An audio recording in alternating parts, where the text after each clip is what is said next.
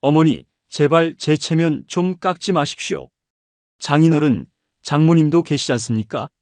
아들의 말에 거실 공기가 순간 얼어붙었습니다. 그리고 예상하지 못한 일이 벌어졌습니다. 박민수는 며느리의 눈빛에만 끌려 친어머니의 뺨을 그대로 내리친 것입니다. 명절상 앞에서 모두가 보는 앞에서 말입니다.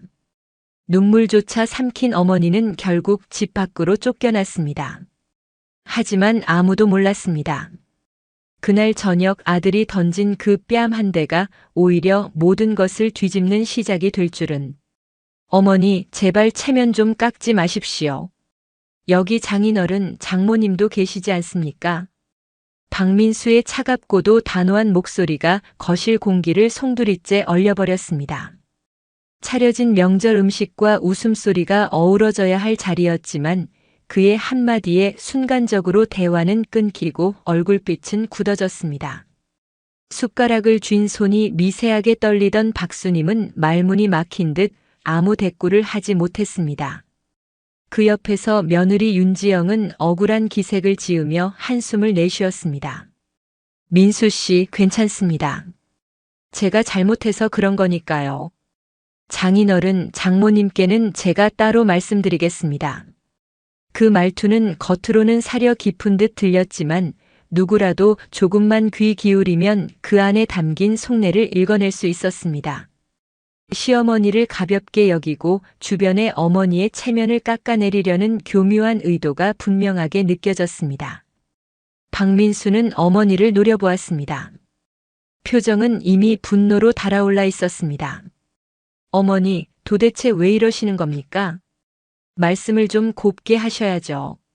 앞으로 언제까지 사돈 어른들 앞에서 저를 이렇게 곤란하게 만드실 겁니까? 박수님의 가슴이 철렁 내려앉았습니다. 한때 자기 손으로 새하얀 운동화를 씻어 신겨주고 밤늦게까지 옷을 다리며 키워온 아들이었습니다. 그러나 지금 눈앞에 선 아들은 철없는 소년이 아니라 멸시와 분노를 가득 아는 낯선 사내였습니다. 내가 무슨 잘못을 했다고 이러니? 나는 그냥. 박수님이 변명 아닌 변명을 내뱉는 순간 박민수의 목소리가 날카롭게 갈라졌습니다. 그냥이 아닙니다. 체면을 깎지 말라니까요. 며느리 앞에서는 따지고 사돈댁 식구들 앞에서는 괜한 얘기 꺼내시고 요즘 세상이 어떤 세상인데 왜 그렇게 촌스럽게 굴고 다니십니까? 그 말이 떨어지자마자 뜻밖의 충격이 날아들었습니다. 짝 하고 울려 퍼진 소리는 박수님의 뺨에서 비롯된 것이었습니다. 아들의 손바닥이 그녀의 얼굴을 내리쳤던 것입니다. 그 순간 어느 누구도 말을 잇지 못했습니다. 젓가락이 허공에서 멈추었고 상 위의 국그릇이 덜덜 떨리고 있었습니다. 사돈 어른의 미간은 깊게 찌푸러졌고 장모의 얼굴은 일그러졌습니다.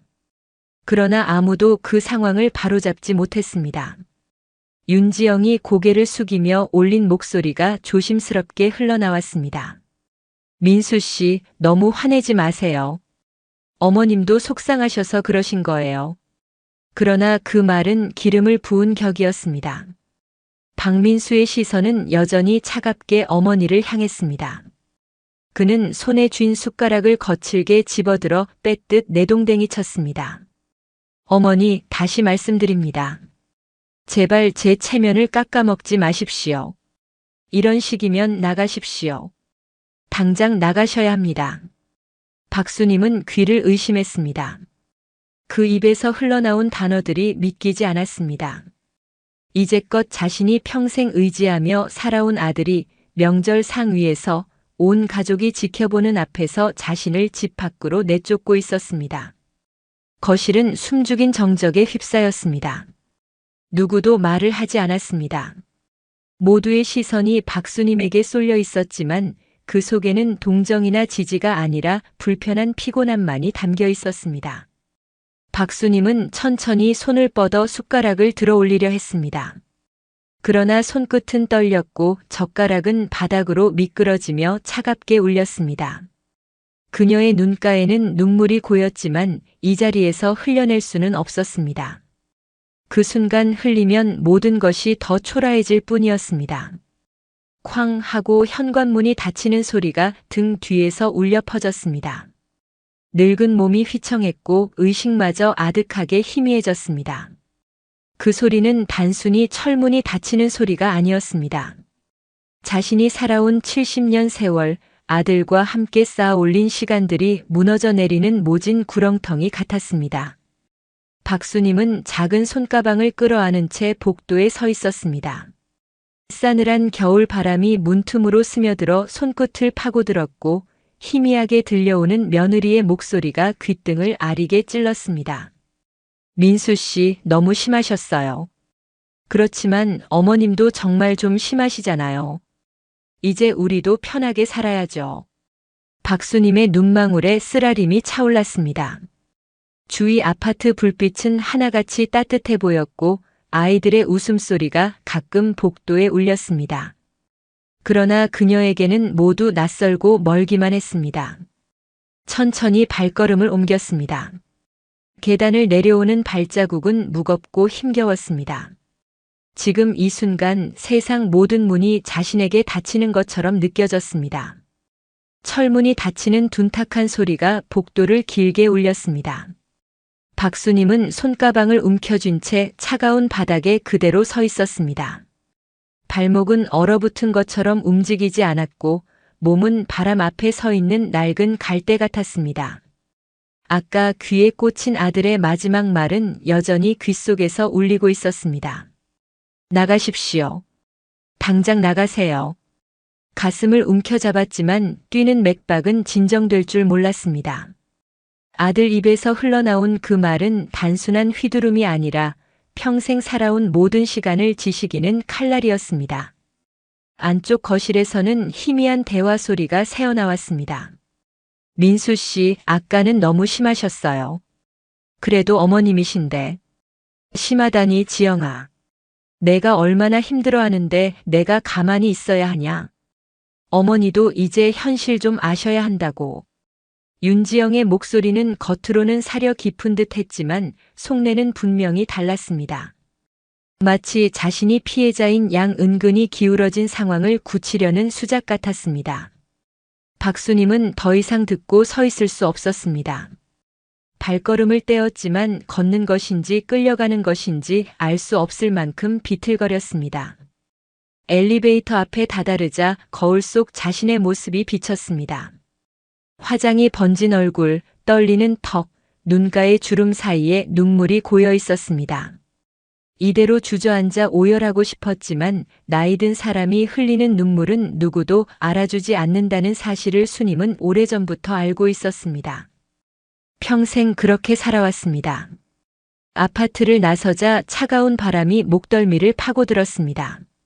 한 손으로 목을 감싸 쥐며 시내 쪽으로 걸어갔습니다.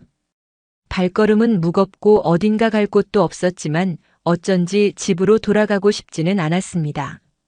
조금 전에 모욕적인 기억이 집 안 구석구석에 스며들어 있을 것만 같았습니다. 길을 걷는 동안 머릿속에는 지난 세월이 스쳐갔습니다. 남편이 세상을 떠나고 어린 자식 둘을 혼자 키울 때의 고단한 나날. 굶주림을 참기 위해 자신은 끼니를 굶고 대신 아이들 밥그릇에 국을 채워 넣던 기억. 그 중에서도 어린 아들 민수만큼은 절대로 기죽지 않게 하겠다며 밤낮으로 살림을 꾸려왔던 자존심. 그러나 지금 그 아들이 던진 모욕은 어떤 굶주림보다 쓰라렸습니다. 수님은 근처 찜질방으로 들어갔습니다.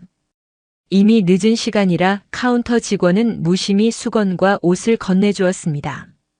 낡은 매트 위에 몸을 뉘이는 순간 참았던 눈물이 터져나왔습니다. 억눌러 왔던 감정이 한꺼번에 쏟아지듯 어깨는 크게 들썩였고 눈시울은 쉬지 않고 흘렀습니다. 소리내어 울 수도 없었습니다. 혹여 다른 이들이 들을까 두려웠습니다. 늙은 여인이 명절날 홀로 이런 곳까지 흘러들어온 사연을 누가 궁금해할까 싶었습니다. 눈 감은 채로 떠오르는 것은 아들의 무표정한 얼굴뿐이었습니다. 눈빛엔 단단히 닫힌 쇳문 같은 차가움만 있었습니다. 아무리 떠올려도 예전처럼 다정하게 자신을 부르던 목소리, 어린 시절 엄마 품에 안겨 웃던 표정은 어디에도 남아있지 않았습니다. 잠시 후 휴대전화 진동이 매트 곁을 울렸습니다. 화면에는 민수라는 이름이 떠 있었습니다. 손이 덜덜 떨리며 버튼을 눌렀습니다. 어머니, 어디십니까? 어제 집에 안 들어오셨네요. 아들의 목소리는 걱정이 아닌 사무적인 어조였습니다. 차갑고 무미건조했습니다. 찜질방에서 잤다. 대답을 마치자 아들의 한숨 섞인 음성이 이어졌습니다. 아니, 왜 거기서 주무십니까? 제가 어제 한 말 때문에 그러십니까? 어머니도 참 애들처럼 왜 그러세요? 그 목소리를 듣는 순간 마지막 기대가 산산이 무너졌습니다. 그는 자신이 무슨 잘못을 했는지, 어머니가 왜 마음 아파하는지 끝내 알지 못했습니다. 오히려 늙은 어머니가 괜히 예민하다며 책임을 돌리는 모습이었습니다. 됐다. 이제 그만 끊자.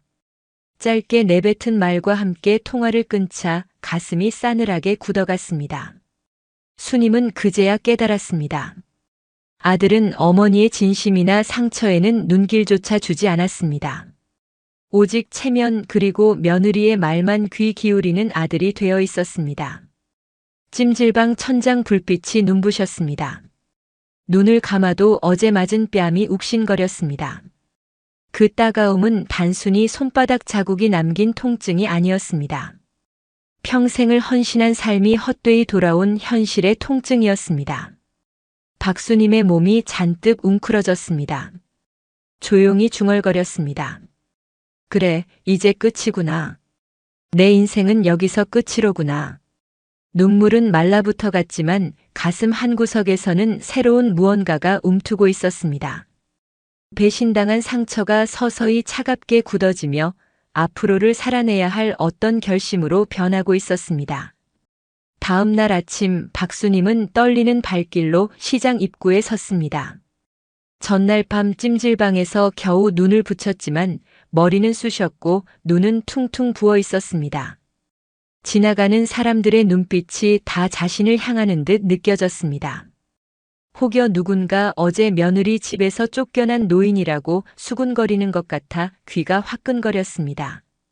그러나 어디로 가야 할지 몰라 발걸음은 시장 쪽으로 스며들었습니다. 노점에 앉아있던 친분 있는 채소 아주머니가 반갑게 인사를 건넸습니다. 어머, 수님 아주머니 아니세요? 명절인데 어째 혼자세요? 수님은 어색하게 미소를 지으며 둘러댔습니다. 아이들이 바빠서요. 그냥 잠시 나오니 기분이 좀 낫네요. 입안에서 맴도는 말들을 애써 눌렀습니다. 사실대로 털어놓자니 창피했고 숨기자니 마음이 더욱 무거웠습니다. 그러나 세상 일은 생각보다 쉽게 새어나갔습니다.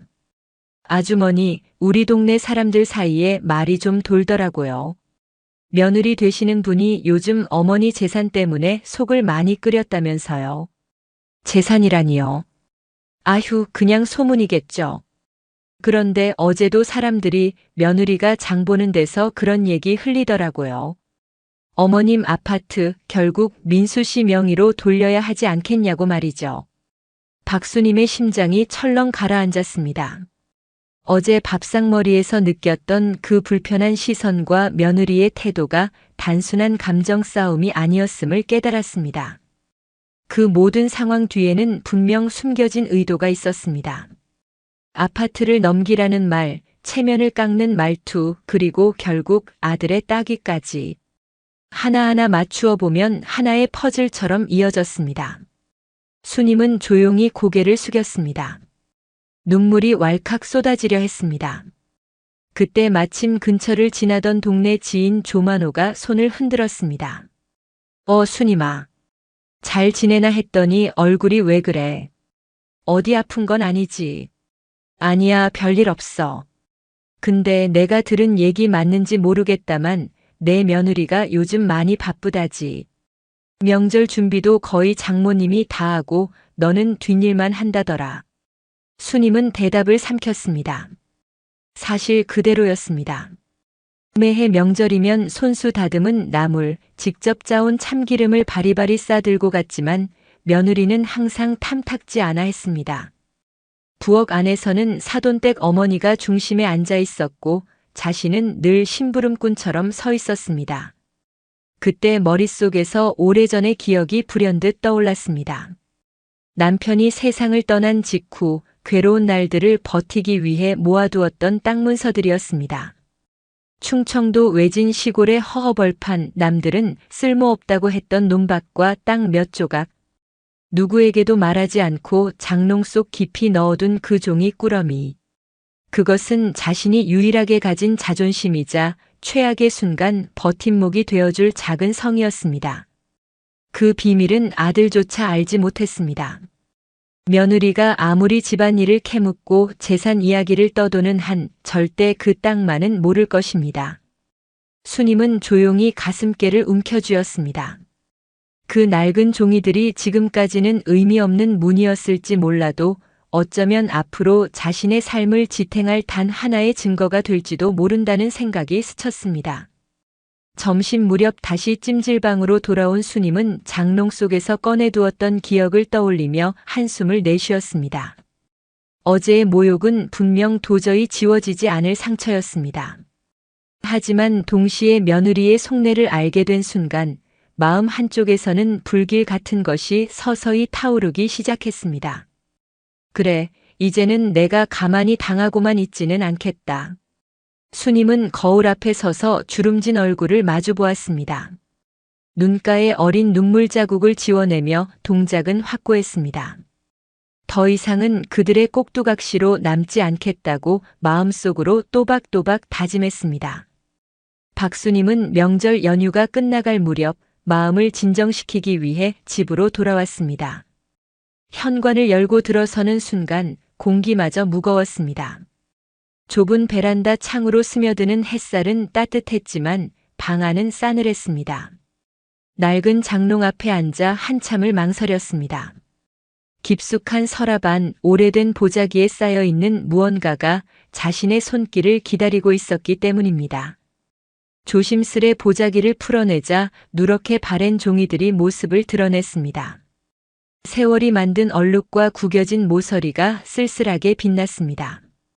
그것은 바로 충청도 변두리에 사두었던 토지 문서였습니다. 20해 전 시장에서 채소를 팔며 틈틈이 모은 쌀값 같은 돈으로 간신히 마련했던 땅이었습니다. 주변 사람들은 저런 땅 사서 뭐하냐, 그냥 세금만 나가고 말 거다라며 비웃곤 했습니다. 하지만 그녀는 희망을 버리기 싫었습니다. 언젠가는 저 땅이 자신을 지켜줄 성이 될지도 모른다고 믿었습니다. 박수님은 떨리는 손으로 문서를 한 장 한 장 넘겼습니다. 주소와 집번이 선명하게 적혀 있었습니다. 한참을 들여다보던 순간 며칠 전 시장에서 흘려들었던 말이 머릿속을 스쳤습니다. 충남 일대가 개발된다는 소문이었습니다. 그때는 대수롭지 않게 들었지만 혹시라도 하는 의구심이 스멀스멀 자라났습니다. 수님은 용기를 내서 예전부터 알고 지내던 부동산 중개인 조만호를 찾아갔습니다. 오래된 허름한 사무실은 여전히 그 자리에 있었습니다. 마침 안에서 사람들과 막걸리를 나누던 조만호가 그녀를 보며 반가운 듯 손을 흔들었습니다. 야, 수님 아니여. 오랜만이네. 명절은 잘 보냈고? 수님은 억지로 미소를 지었습니다. 뭐 잘 보냈지. 그런데 말이야, 내가 예전에 여기서 산 그 땅 말이야. 혹시 요즘 소식 있나 해서. 조만호의 눈썹이 위로 번쩍 들렸습니다. 어이쿠, 그 땅 아직도 갖고 있었어? 수님아, 내가 행운아로구나. 거기 이번에 혁신도시 개발 들어가는 지역이랑 맞물린다고 소문이 파다해. 뭐라고 혁신도시? 조만호는 벽에 걸린 지도를 펼쳐 보였습니다. 알록달록한 색칠이 되어 있는 곳 중앙에 빨간 표시를 하며 그는 흥분한 목소리로 말했습니다. 봐라. 여기가 너 땅인데 바로 대로변이 생기고 상업지구 들어오는 자리여. 이 동네 사람들이 지금 부동산 사무실 떠나질 않아. 평당 몇백을 외치고 있거든. 내 땅 넓이로 치면 몇십억이 아니라 수백억은 좋게 돼. 수님의 손이 덜덜 떨렸습니다. 머리가 아득해지며 다리에 힘이 빠져 의자에 털썩 앉았습니다. 평생 만져보지도 못한 돈. 사람이 평생 벌어도 모으기 힘든 돈이 손 닿는 거리에 있다는 사실이 믿기지 않았습니다. 그러나 놀라움 뒤에는 분노가 이어졌습니다. 아들의 뺨, 며느리의 교활한 웃음, 사돈들의 싸늘한 눈빛이 한꺼번에 떠올랐습니다. 자신을 무시하며 가진 것 하나 없는 늙은이라고 멸시하던 그들의 얼굴. 그러나 그들이 무시한 바로 그 땅이 이제 세상을 뒤흔들 만한 보물이 된 것입니다. 그래, 결국 사람을 무시했던 게 어떤 값을 치르게 될지 보여줘야지. 박수님은 속으로 중얼거렸습니다. 지난 세월 피눈물로 살아온 날들이 순식간에 뒤집히는 듯 했습니다. 이제는 주눅들 필요가 없었습니다. 더 이상 며느리의 눈치를 보며 주방 구석에서 설거지할 이유도, 아들에게 눈칫밥을 먹으며 살아갈 명분도 사라졌습니다. 오히려 이제부터는 자신이 주도권을 쥐어야 했습니다. 그 길로 변호사 사무실을 찾았습니다. 소개받은 젊은 변호사 한지혁은 꼼꼼하게 서류를 검토한 뒤 말했습니다. 어머님, 걱정하실 것 없습니다. 지금 이 상태로도 불법은 전혀 없고요. 재산을 어떻게 쓰실지는 어머님의 자유입니다. 아드님이나 며느님이 나중에 문제를 제기하더라도 법적으로 방어할 수 있도록 제가 철저히 준비하겠습니다. 그 말은 어둠 속에서 환히 불을 켠 등불 같았습니다. 박수님의 마음속에 자리 잡은 복수심은 단단히 뭉쳐갔습니다. 아들과 며느리가 한껏 자만심에 빠져 있는 지금 모든 것이 뒤집힐 날이 다가오고 있었습니다. 박수님은 자리에 앉아 조용히 다짐했습니다. 나를 버리고 내쫓은 대가가 얼마나 무거운지 반드시 알게 해주겠다. 절대로 쉽지 않을 것이다. 그날 이후 그녀는 아들과 며느리의 사소한 연락에도 예전처럼 위축되지 않았습니다.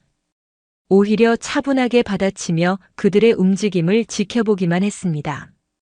무대는 이미 차려지고 있었고 마지막 막은 그녀의 손끝에서 내려질 예정이었습니다. 며칠이 지나자 박수님의 집 초인종이 요란하게 울렸습니다. 출근길 직장인들이 바삐 움직이는 아침이었지만 현관문 앞에는 의외의 인물이 서 있었습니다. 바로 아들 박민수였습니다. 두 손에는 커다란 한우 선물이 들려 있었습니다. 어머니, 저예요. 문 좀 열어주세요. 익숙하면서도 어색한 목소리였습니다. 수님은 잠시 망설였습니다. 그러나 문은 열렸습니다. 안으로 들어온 아들의 얼굴은 수척해 보였지만 표정은 과장될 정도로 밝았습니다. 어머니, 아침 식사 아직 안 하셨죠? 제가 고기 가져왔습니다. 오늘 저랑 같이 드시죠. 박수님은 눈을 가늘게 뜨고 아들을 바라보았습니다. 며칠 전 매정하게 뺨을 때리던 그의 모습은 어디에도 없었습니다. 대신 애써 미소를 짓고 눈치를 보는 한 사내가 서 있었습니다. 이게 무슨 일인지 모르겠구나. 갑자기 고기는 또 왜 들고 왔니? 어머니, 지난번에는 제가 너무 경솔했습니다. 많이 속상하셨을 텐데 제가 잘못했습니다. 다신 그런 일 없을 겁니다. 말끝마다 죄송하다를 반복하며 연신 허리를 숙이는 모습. 한때 동네에서 반듯하다 칭찬받던 아들이 맞나 싶었습니다. 며칠 전까지만 해도 나가라던 사람이었는데 이제는 눈치를 보며 고기를 내미는 이유가 무엇일까? 수님은 차갑게 시선을 거두었습니다. 놀랍게도 박민수의 태도는 거기서 끝나지 않았습니다. 하루가 멀다 하고 그는 어머니 집을 드나들며 별의별 선물을 쏟아냈습니다.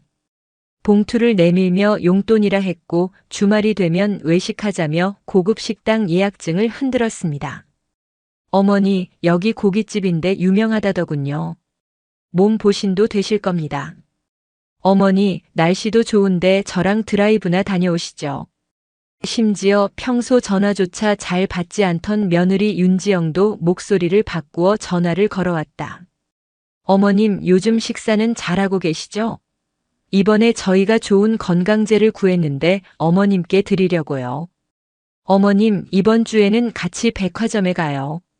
어머님께 가방 하나 꼭 사드리고 싶었습니다. 표면적으로는 세상에서 가장 다정한 부부가 되어 어머니를 챙기는 듯 했지만 수님의 눈은 이미 진실을 꿰뚫어 보고 있었습니다. 갑자기 변한 태도, 과장된 공손함, 그리고 이어지는 재산을 향한 발언들. 하루는 민수가 명품 가방 하나를 내밀었습니다. 어머니, 평생 고생만 하셨는데 이제 이런 것도 하나쯤 들고 다니셔야지요. 우리 어머니가 더 멋지셔야죠. 수님은 손으로 가방을 만지작거리며 무심한 듯 물었습니다. 민수야, 갑자기 왜 이렇게 잘해주는 거냐? 내 속에 무슨 꿍꿍이라도 있는 거냐? 민수는 손사래를 치며 웃었습니다. 어머니, 무슨 그런 말씀을. 다 제가 불효자라 그런 거죠. 이제야 정신 차리고 효도하고 싶은 진심입니다. 하지만 그의 눈빛은 흔들리고 있었습니다. 불안과 탐욕이 동시에 번뜩였습니다. 그 순간 박수님은 확신했습니다. 이들이 목적하는 것은 다른 무엇이 아니라 바로 자신의 재산, 특히 최근 부동산 개발로 값이 치솟은 충청도 땅이란 것을. 수님은 겉으로는 모르는 척 연기를 했습니다. 오히려 더 순진한 노인으로 보이도록 태연한 척했습니다. 어느 날 저녁 식탁에서 그는 일부러 무심하게 말을 꺼냈습니다. 내가 요즘 변호사를 만나서 유언장 준비를 하고 있다. 그 한마디에 식탁 분위기는 무겁게 가라앉았습니다. 며느리 윤지영이 숟가락을 떨어뜨릴 정도였습니다. 어머님, 벌써 그런 걸 준비하시게요? 저희 곁에서 오래 사셔야죠. 수님은 단호하게 고개를 끄덕였습니다. 사람 일은 모르는 거다. 미리 정리해두면 나쁠 것 없지 않겠니? 박민수는 기다렸다는 듯 손을 덥석 잡았습니다. 어머니, 그런 걱정은 왜 하세요? 저희가 있습니다. 앞으로 어머니 재산은 다 제가 잘 관리하고 불려드리겠습니다. 그러니 저희만 믿으세요. 그 말에 수님은 속으로 차갑게 웃었습니다. 그래, 내 욕심이 거기까지인 줄은 이미 알고 있었다. 표정은 태연했지만 마음속으로는 복수의 무대가 완벽하게 무르익고 있음을 직감했습니다. 지금은 그저 그들의 탐욕이 더 크게 오르도록 기다릴 뿐이었습니다. 며칠 뒤 아침 뉴스에서 충청남도 혁신도시 개발 계획이 공식 발표되었습니다. 기자의 상기된 목소리가 화면을 울렸습니다. 정부가 오늘 아침 충남 홍주와 예성 일대의 대규모 혁신도시 개발 계획을 확정했습니다. 이 지역은 행정상업주거 기능이 융합된 신도시로 탈바꿈하게 되며 토지 보상 절차도 곧 시작될 예정입니다. 텔레비전 소리를 들은 박수님의 눈빛이 흔들렸습니다. 자신이 가진 땅이 드디어 현실로 빛을 발하리라는 사실을 확신할 수 있었습니다. 그러나 곧이어 전화벨이 요란하게 울렸습니다. 발신자는 다름 아닌 아들 박민수였습니다. 어머니, 뉴스 보셨습니까? 우리 이제 대박 났습니다. 제가 알아봤는데 어머니 땅이 딱 정중앙에 들어갔습니다. 이제 우리도 한몫하는 겁니다. 수님은 차갑게 응대했습니다. 우리 땅이라니 민수야. 그게 왜 내 것이라고 생각하느냐? 아니, 어머니. 제가 말이 그렇다는 겁니다. 하지만 어차피 그 땅은 나중에 제게 물려주실 거 아닙니까? 이 기회에 미리 정리하면 좋겠죠. 그 뻔뻔한 목소리를 들으며 수님은 깊은 한숨을 삼켰습니다. 그럼에도 마음속으로는 이미 판을 짜두었기에 초조하지 않았습니다. 그날 오후 현관문이 요란하게 열렸습니다. 민수가 거만한 표정과 함께 낯선 두 사람을 대동하고 들어왔습니다. 어머니, 인사드리죠. 이쪽은 세무사 김씨 그리고 자산관리사 박 팀장입니다. 이제 우리도 수백억대 자산가가 되었으니 전문가 도움을 받아야죠. 그들의 손에는 두툼한 서류 가방과 계산기가 들려 있었습니다. 세무사는 계산기를 두드리며 세금을 계산했고 자산관리사는 강남 빌딩 투자 이야기를 늘어놓았습니다. 집안 한켠은 순식간에 소란스러웠습니다. 수님은 부엌에서 차를 내오며 그 모든 소란을 묵묵히 지켜보았습니다. 다들 수고가 많다. 하지만 내 재산을 어떻게 할지는 내가 정할 것이다. 너희가 나서서 호들갑 떨 일은 아니다. 민수는 어머니의 말을 아랑곳하지 않았습니다. 어머니, 이제부터는 제가 책임지겠습니다. 어머님 혼자 이런 큰 재산을 관리하기는 무리입니다. 제가 전문가분들과 상의해서 가장 좋은 방법으로 정리하겠습니다.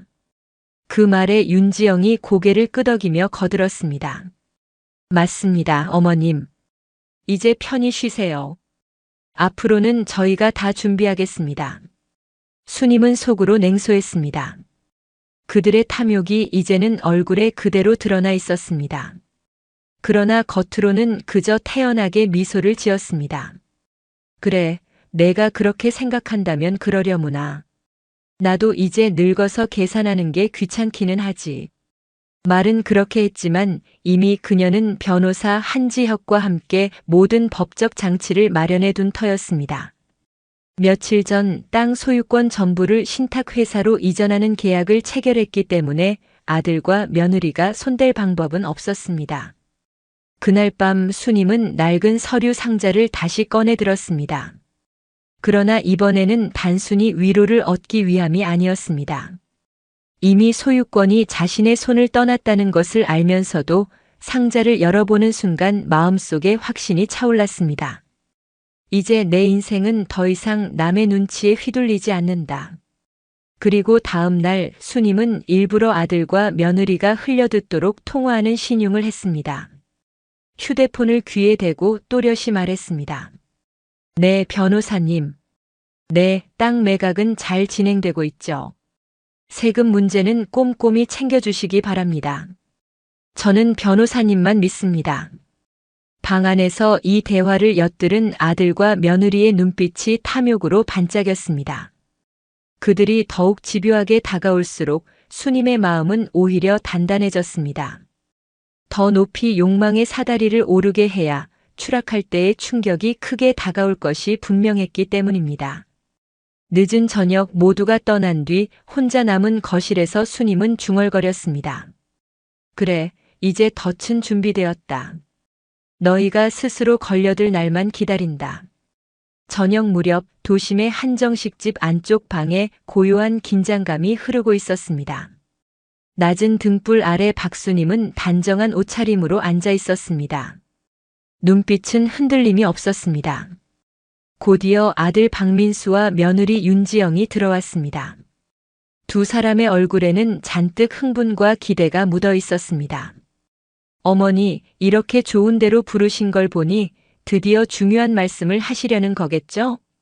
민수의 목소리는 들떠 있었습니다.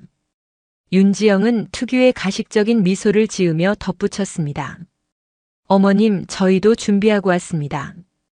혹시 유산 분배나 재산 정리를 하시려는 거라면 이제 저희에게 맡기시면 돼요. 수님은 미소도 눈짓도 하지 않고 묵묵히 숟가락을 들었습니다. 밥알 하나 국물 한 숟가락을 천천히 넘길 때마다 두 사람의 불안은 커져갔습니다. 마침내 숟가락을 내려놓으며 조용히 입을 열었습니다. 민수야, 내 말 한 가지 물어도 되겠느냐? 네, 어머니. 무슨 말씀이든 하세요.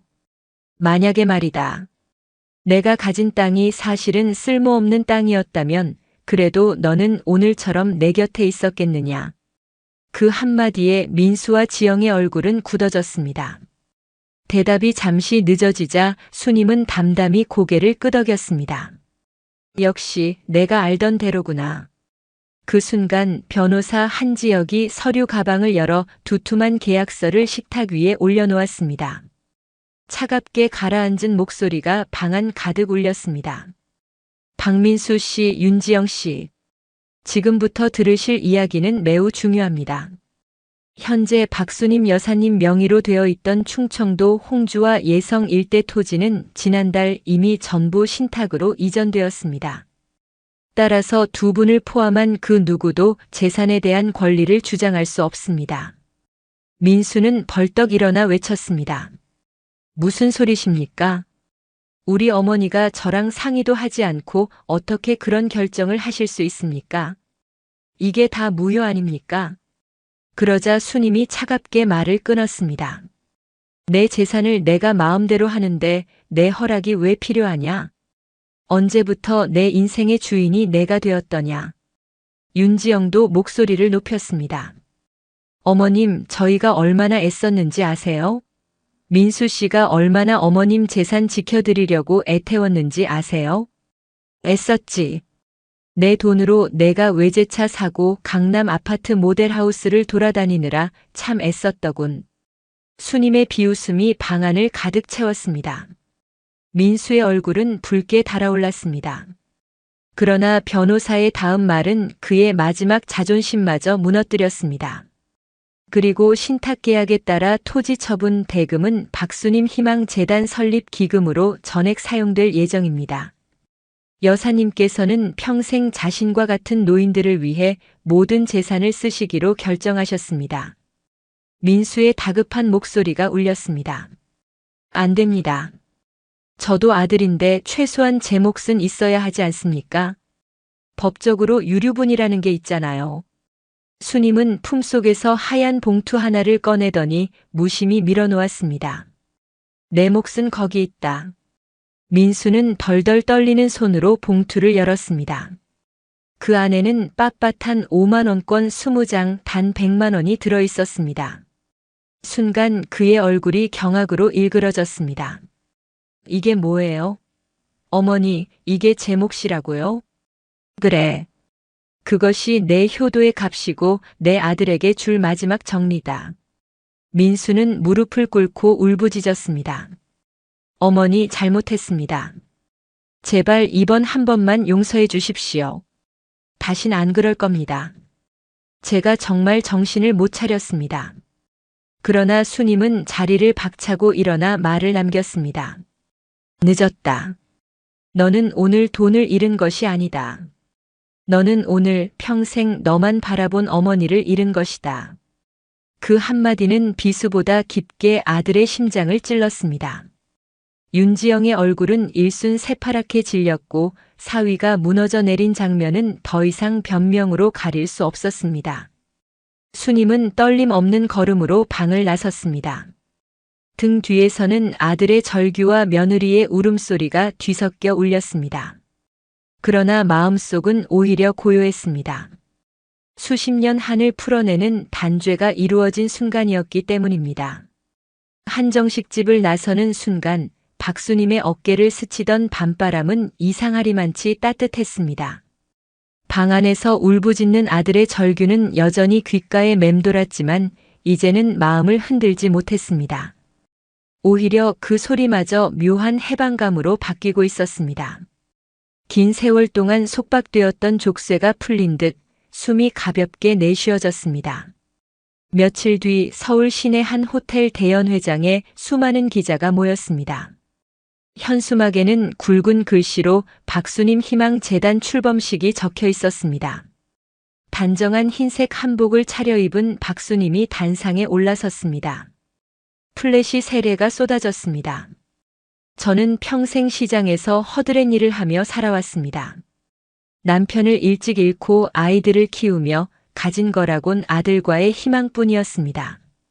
그러나 오늘 저는 깨달았습니다. 돈은 사람을 묶기도 하고 또 자유롭게 하기도 한다는 것을요.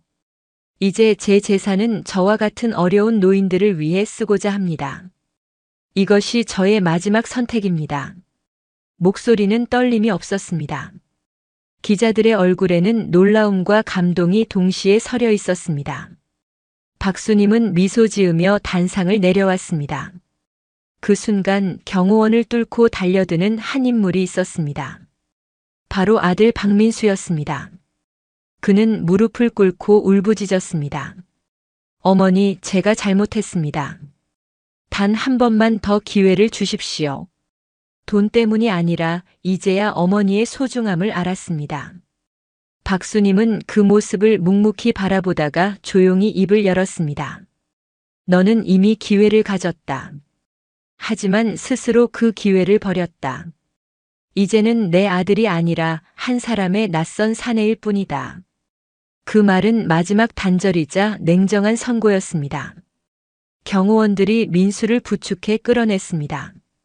수님은 등을 돌리며 머리카락에 묻은 플랫이 잔광을 털어냈습니다.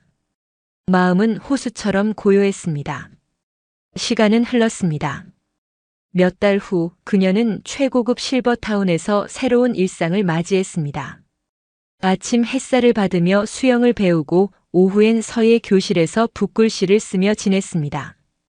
손끝에 남는 먹물의 감촉은 이제까지의 거친 세월을 씻어내리는 듯 했습니다.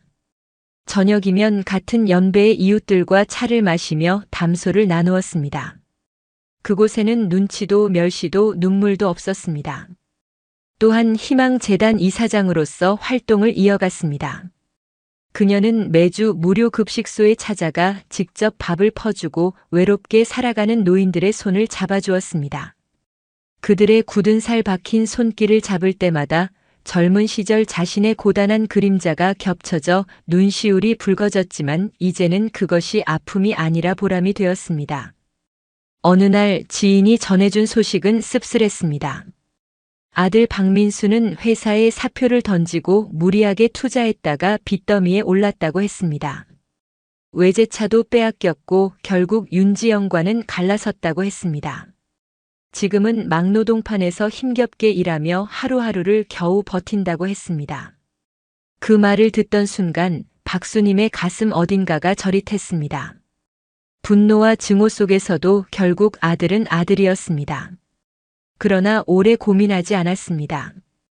이미 마음속에서는 모든 인연을 끊어낸 지 오래였기 때문입니다. 그날 밤 그녀는 장롱 속에 남아있던 사진 몇 장을 꺼냈습니다. 어린 민수를 품에 안고 웃고 있는 사진, 초등학교 입학식 날 교복 입은 모습, 대학 졸업식장에서 함께 찍은 사진. 한때는 전부였던 시간이 사진 속에 담겨 있었습니다. 그러나 이제는 과거일 뿐이었습니다. 박수님은 사진을 모조리 모아 불 속에 던졌습니다. 불꽃이 이글거리며 사진을 태워 먹었습니다. 불씨가 사그라들자 가슴속 미련마저 함께 꺼져갔습니다. 그래, 이제야 끝이구나. 창밖에는 첫눈이 내리고 있었습니다. 내려앉는 흰 눈송이는 지난 세월의 상처를 덮어내리는 듯 했습니다. 이제는 누군가의 어머니로만 불리는 삶이 아니라 그 이름 그대로 박수님으로 살아가리라 다짐했습니다. 다음 날 그녀는 여성 모임에서 이렇게 말했습니다. 가장 무서운 것은 가난도 외로움도 아닙니다. 바로 내가 내 인생을 잃어버리는 겁니다. 저는 이제야 제 자신을 찾았습니다. 여러분도 꼭 자기 자신을 잃지 않으시길 바랍니다. 청중들은 고개를 끄덕이며 박수를 보냈습니다. 그 순간 박수님은 확신했습니다. 비록 아들을 잃었지만 자신은 오히려 더 큰 삶을 얻었다는 것을. 이제 그녀의 인생은 더 이상 눈물과 굴욕이 아닌 스스로 선택하는 길 위에 놓여 있었습니다.